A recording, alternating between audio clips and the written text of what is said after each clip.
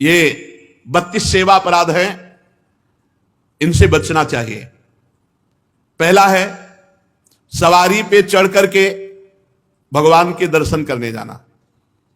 अगर आप जा भी रहे हैं तो कम से कम 100 कदम पैदल चलें, इतनी दूर वाहन खड़ा कर दो और नंगे पैर वहां से जा।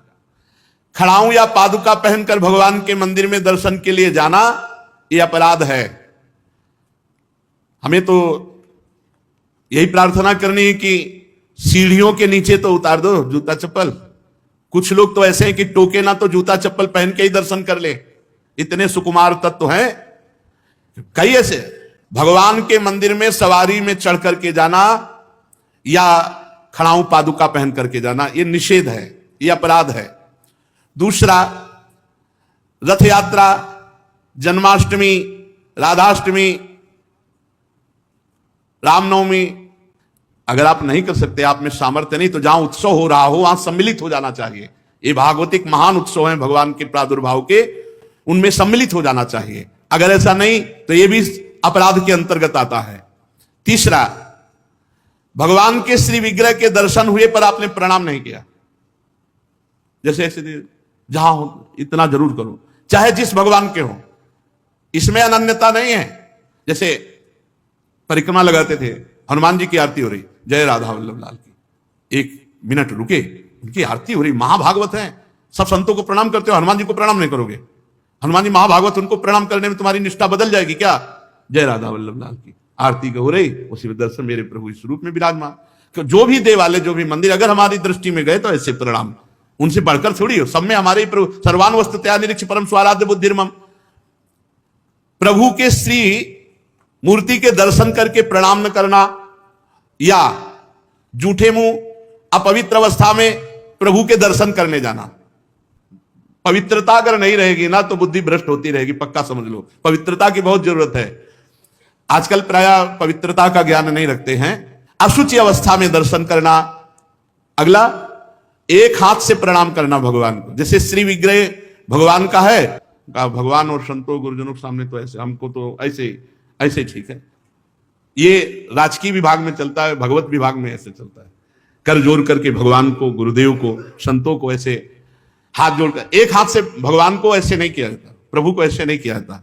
प्रभु के श्री विग्रह के सामने एक हाथ से प्रणाम करना या गुरु जी को, इतने सत्संग नहीं ना तो प्राय आजकल के बच्चे प्रियता में दाहिने हाथ में मोबाइल होता है और बाएं हाथ से ऐसे करते हैं। रोज हमें होता है, हमें रोज होता है।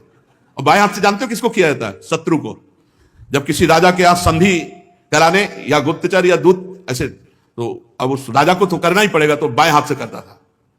तो वो समझ जाते थे शत्रु पक्ष का है, और वो वीर इतना कि गर्दन उतरा सकता है लेकिन दाहिने हाथ से सलूट नहीं कर सकता, क्योंकि शत्रु पक्ष का है तो बाएं हाथ से ही करेगा। एक हाथ से प्रणाम करना या बाएं हाथ से प्रणाम कर। आप सत्संग नहीं तो बेचारे नहीं जानते हो।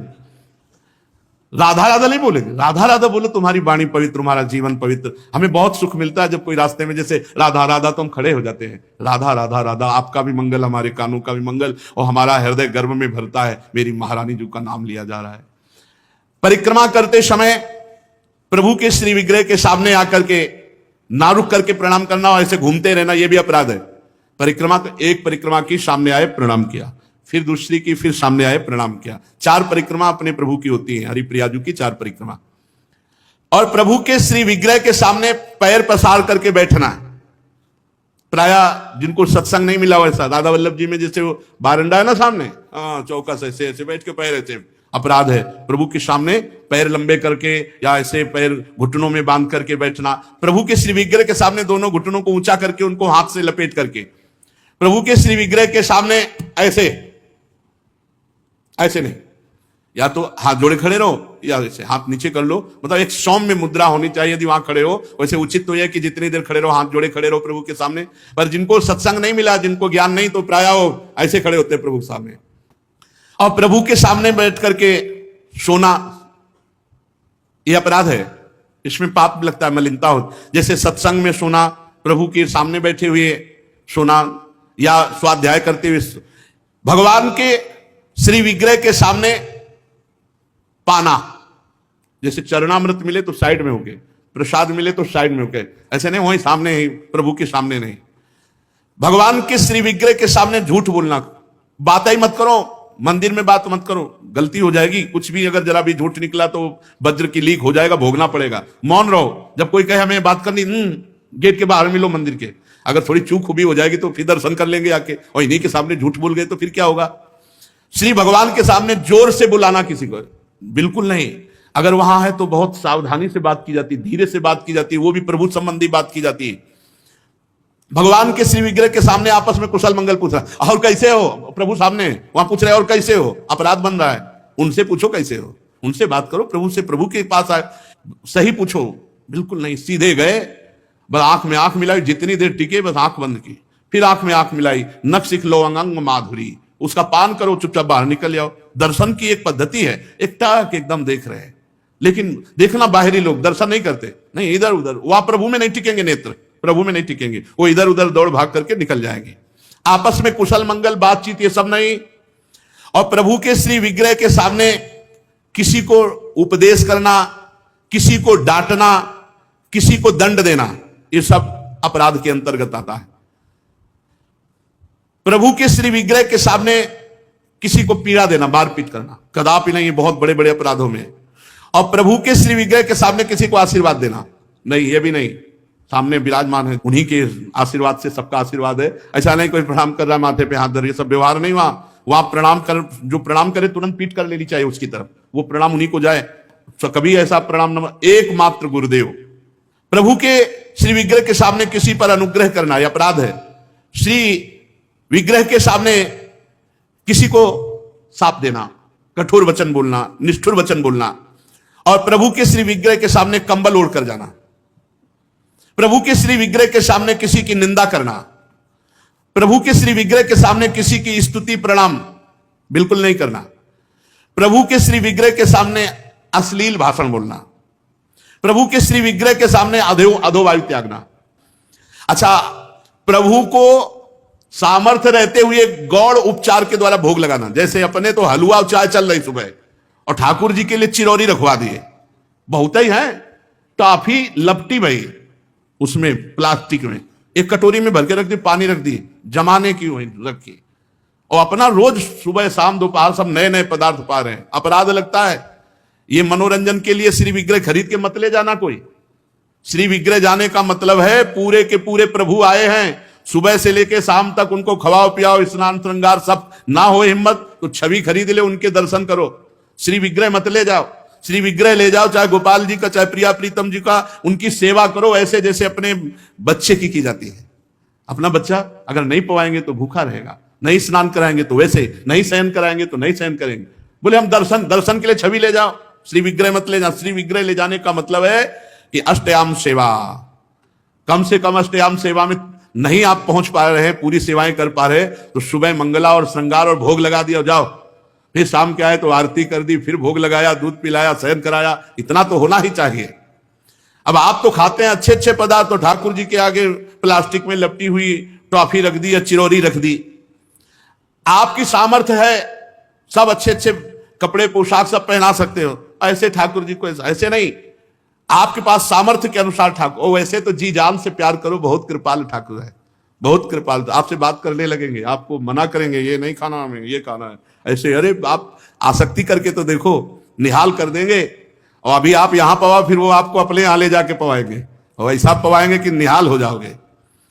और प्रभु को भोग लगाए बिना कुछ भी खाना पीना ये ठीक नहीं, अपराध के अंतर्गत आता है। वैष्णव होकर, दीक्षा लेकर, सत्संग सुनकर, ये बात जान करके यदि आप बिना भोग लगाए प्रभु को पाते हैं तो अपराध है।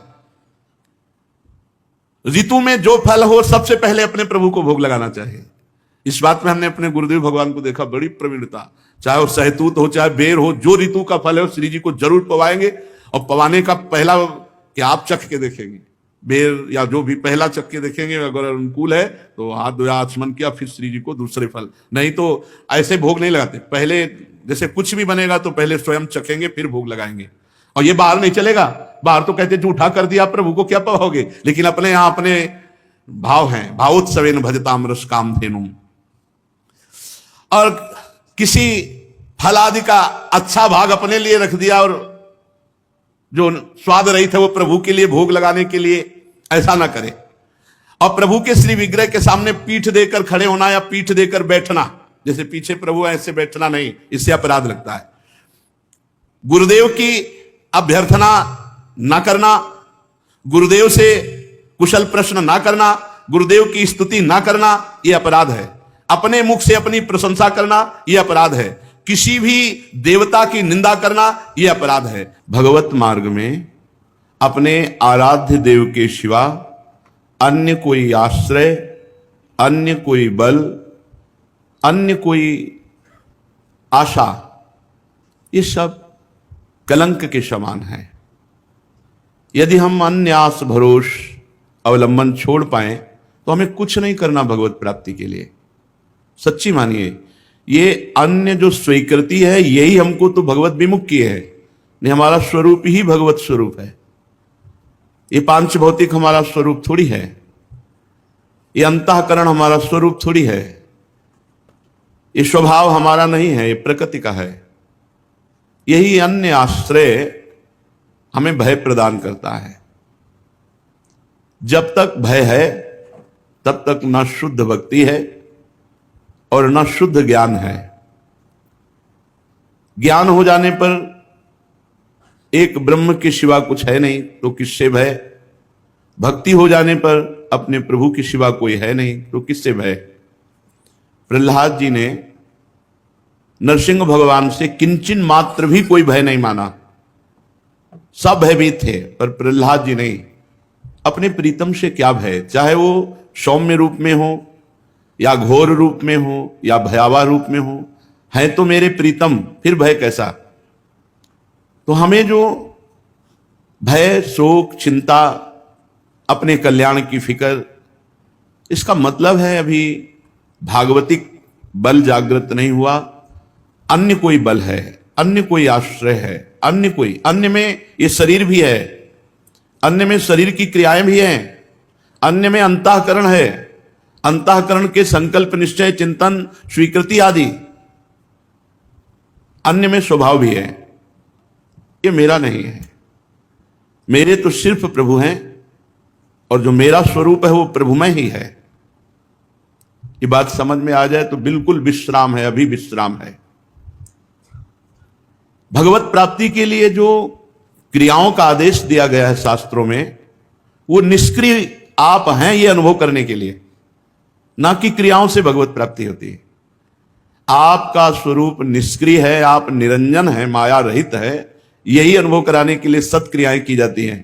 क्योंकि सत्क्रिया निर्मलता प्रदान करती है। जहां अंतःकरण निर्मल हुआ, शांत हुआ, वहीं अपने स्वरूप का अनुभव होने लगता है। इसलिए अन्य बल तो छोड़ दीजिए।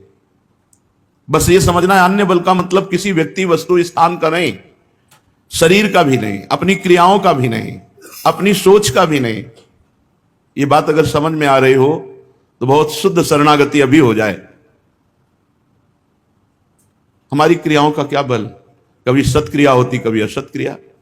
हमारे अंतःकरण की सोच का क्या बल, कभी सत सोच होती, कभी असत। हमारे स्वभाव का क्या, कभी सौम्य, कभी क्रूर, कभी उदारता, कभी कंजूसता। इसका क्या। हमें अपने प्रियाजू के स्वभाव, प्रियाजू के प्रभाव, प्रियाजू का बल, प्रियाजू का आश्रय, बस। फिर देख लो आप कैसा आनंद आता है।